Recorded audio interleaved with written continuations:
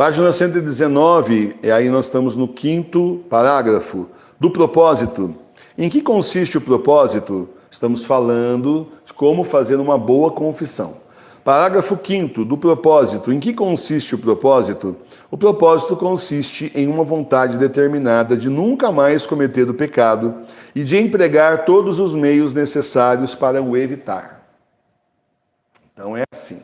Não é só eu vou, porque infelizmente a gente aprendeu muito.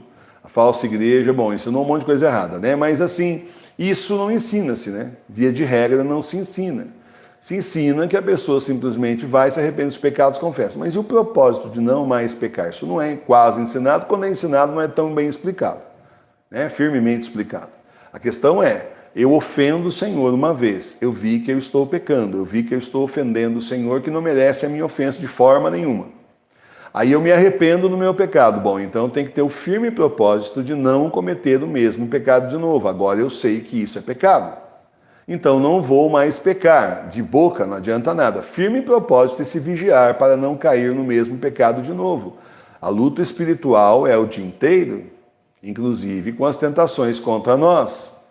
É o dia todo, 24 horas por dia. Quando você está dormindo, tá, né? Mas tirando quando você está dormindo, mesmo assim você acorda, vai no banheiro, pronto, né? Opa, acordou, vamos lá, vamos tentar lá. Não é assim? Então, quanto mais próximo de Deus, quanto mais chamado do Senhor você tiver, mais tentado você vai ser. Pode contar com isso. E quanto mais você progride também na missão, quanto mais você caminha na estrada do Senhor, mais tentação tem. Agora, tem que ter o propósito de não pecar mais e se vigiar e evitar as ocasiões de pecado. Senão, não adianta, gente. Sabe, é você ofender uma pessoa, desculpa aí, tá, desculpa aí. A pessoa diz, não, tá, desculpa. Daqui a pouco você faz de novo. Desculpa aí, tá, não, tá, na terceira vez, faz de novo, peraí, você está sempre de desculpa, continua fazendo, vamos mudar quando? Não é assim aqui no mundo? Não vou desculpar mais não, você está sempre dando mesmo fora, você não faz nada para mudar, ó, tchau, né? E a gente quer que o Senhor fique aturando os nossos pecados, que a gente não está se vigiando para resolver até quando? Então vamos ter mais cuidado com o Senhor, que não merece nada das nossas ofensas e infidelidades, ao contrário, porque Ele nos dá tudo que é bom. E o que o nosso Deus merece então de volta? Tudo que é bom, certo? Que condições deve ter essa resolução para ser um bom propósito? Vamos de novo. Que condições deve ter essa resolução para ser um bom propósito? Para ser um bom propósito, essa resolução deve ter principalmente 3 condições. Deve ser absoluta, universal e eficaz. O que quer dizer o bom propósito deve ser absoluto? Eu concordo que nesse caso tem que ter pergunta mesmo. Só falar não adianta, tem que explicar. Vamos ver se eu acertei aqui, parece que... Errei. Agora acertei. Quer dizer que o propósito deve ser sem condição alguma de tempo, de lugar ou de pessoa. Prometo não mais pecar desde que meu vizinho não passe na minha frente de novo, que se ele passar eu vou xingar tanto ele. Então já tem uma condição, então já não está valendo. Eu prometo não mais pecar desde que a Chiquinha não venha perto de mim, que aí não me aguento. Coisas assim, né? Exemplinhos assim, bobinhos, mas para você tentar entender, abstrair para você aí. O que quer dizer o bom propósito deve ser universal. O bom propósito deve ser universal. Quer dizer que devemos ter a vontade de evitar todos os pecados mortais, tanto os que já tenhamos conhecido no passado, como os que poderíamos cometer ainda. Então, o propósito é não pecar mais mesmo. A intenção é essa, o propósito é não pecar mais, se vigiar para não pecar. Cada vez que você peca, você ofende a Deus e perde para você mesmo. Você leva, assim, um baque, golaço do demônio, 1-0 contra você, 10-0, vai saber quantos, né? Porque você caiu de novo. Você pediu perdão, saiu em estado de graça e caiu de novo. Então você está perdendo para o demônio. Entendeu isso? Além de ofender a Deus, você também está saindo perdedor da batalha. Portanto, a questão é, vamos vigiar mais para que a gente não faça pecado nenhum. Eu fazia quantos pecados antigamente, agora não faço mais, eu venci.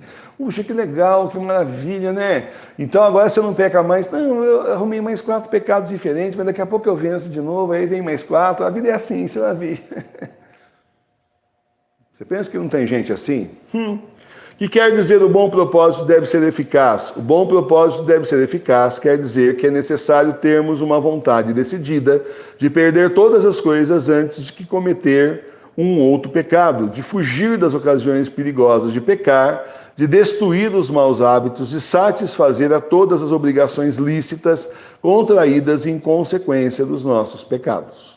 Então, prometemos ao Senhor que não vamos mais pecar e temos que cumprir.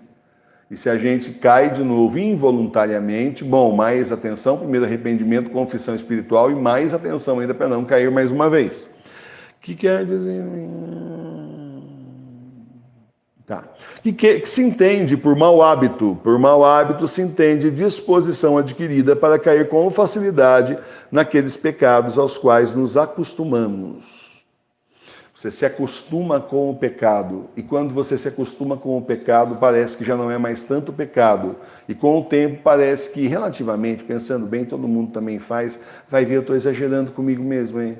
Vai ver, eu estou assim, sendo muito radical, né? O demônio falando para você, e você pensando aqui, é feliz e contente achando que é você, né?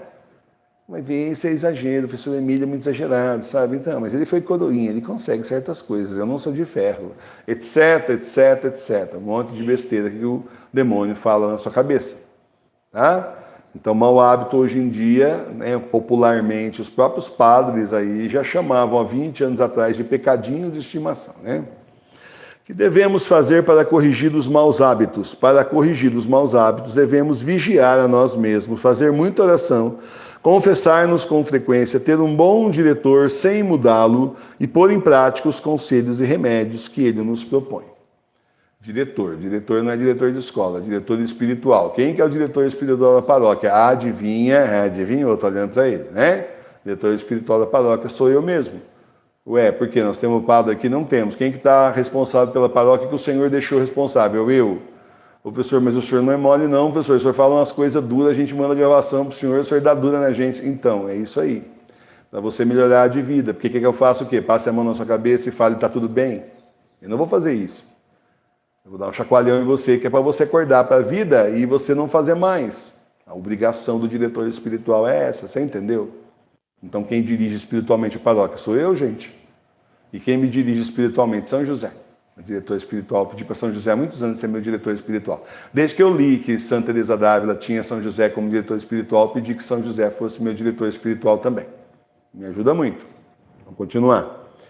Que se entende por ocasiões perigosas de pecar. Por ocasiões perigosas de pecar se entendem todas aquelas circunstâncias de tempo, de lugar, de pessoas ou de coisas que pela sua própria natureza ou pela nossa fragilidade nos induzem a cometer pecado. Então você precisa evitar coisas, lugares, pessoas, aonde sites da internet também, aonde você pode cometer pecado. Você evita.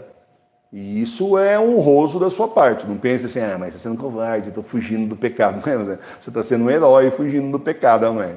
Isso sim, né?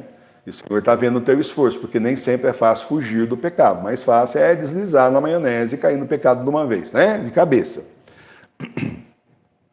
Somos gravemente obrigados a evitar todas as ocasiões de pecado? Sim, somos gravemente obrigados a evitar as ocasiões de pecado que de ordinário nos levem a cometer pecado mortal e que se chamam ocasiões próximas de pecado. Que deve fazer quem não pode evitar alguma ocasião de pecado?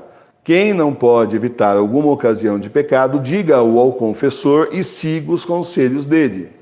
Bom, eu não sou confessor aqui, posso dar direção espiritual, mas confessor eu não sou porque eu não sou padre. Mas de antemão eu vou dizer para vocês que você tem que evitar a ocasião de pecado.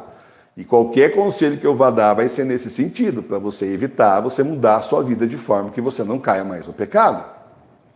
Que considerações nos auxiliam a fazer o propósito? Para fazermos o propósito, auxiliam-nos as mesmas considerações que servem para excitar a dor, isto é, a consideração dos motivos que temos para temer a justiça de Deus e para amar sua infinita bondade. A dor de ter pecado aqui, do arrependimento que está sendo falado, porque é na sequência aqui do livro, tá bom? Paramos então, amanhã não, porque amanhã tem festa, sexta, domingo a gente não estuda o catecismo, por causa das no dia, então agora na semana que vem, acho que segunda-feira, a gente retoma o catecismo maior. Não quer dizer que você não possa continuar estudando na sua casa e a gente depois só rever com você e faz esses comentários a mais para, assim, assim acrescentar, né?